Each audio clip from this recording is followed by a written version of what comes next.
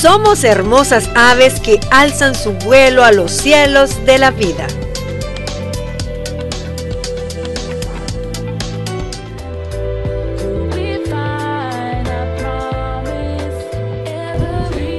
Aprende a decir no. Muchas personas sufren enorme cantidad de estrés, de ansiedad, por culpa de decir que sí a todo, a costa de quedar mal con ellos mismos, por no poder expresar lo que sienten realmente, o el temor de padecer también, incluso parecer egoístas si dicen que no. Para abordar ese tema está conmigo el licenciado Manuel Montalvo, él es psicólogo y consultor.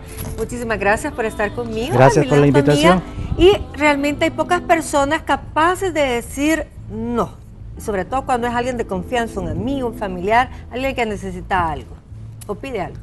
Bueno, si es un tema que va a tratar sobre el comportamiento nuestro, ¿no?, humano, realmente quiero tomar de base lo siguiente: ¿qué es, sí, a lo que nos lleva a un sí o un no?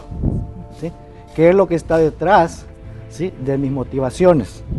Y no es más ni menos que sentirme bien, ¿no es cierto?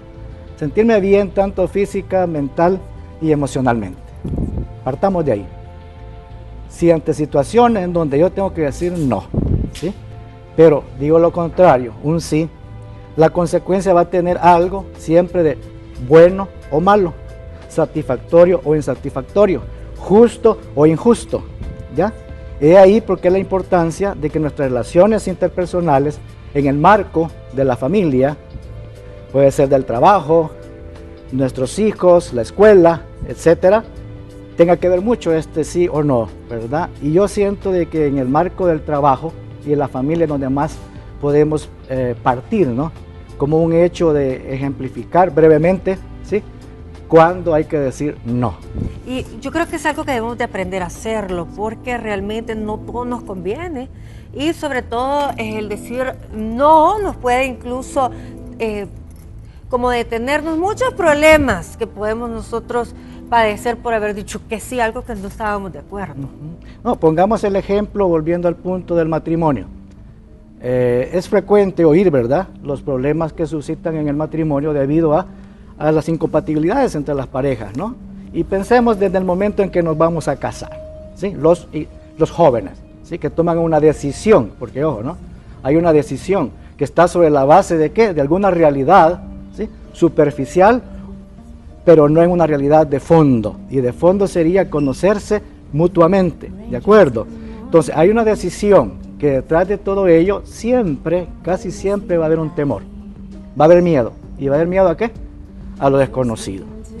Entonces yo pensaría de que el tiempo pasa la factura de nuestras decisiones, ¿sí?, cuando en este momento decimos sí, y realmente, y con el tiempo ahí, estamos diciendo me equivoqué, o sea, sí, pero ahí quizás la emoción, el amor o el enamoramiento, sí, y damos un sí, pero es cuando, por ejemplo, le vienen a pedir prestado dinero. Ajá. Entonces, y usted dice que sí cuando usted quería decir que no. Ese es el compromiso, ¿no?, en cierta forma, de ante quién se está tomando esa decisión de decir sí y en el fondo dice no. En el fondo no quiere. En el fondo no quiere y no se expresa, ¿verdad? ¿Por qué? Porque hay un temor, ¿sí?, a lo mejor, como es dinero, ¿no?, de que no me paguen. Pero entonces, ¿por qué dijo que sí? Ajá, por ese compromiso con la persona con quien está tratando, ¿sí?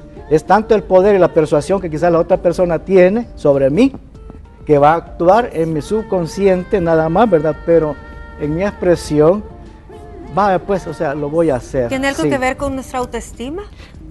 Bastante, ¿no? Bastante, aunque es más con nuestra inseguridad, ¿sí? O sea, la inseguridad que yo tengo sobre mis decisiones y ser de una manera objetiva, diríamos así, ¿no?, el responder con un no. Uno tiene que, por ahí decir, conozco a alguien que dice, no me importa que piense que soy un pesado, pero no es no. Es decir, sí, si hay cosas que no me parecen, no tengo por qué quedar bien con otra persona, ¿no? Sí, es correcto, ¿no? Por eso esos patrones mentales o creencias nuestras de que, decir sí me lleva a ser aceptado, que es lo que estamos mencionando.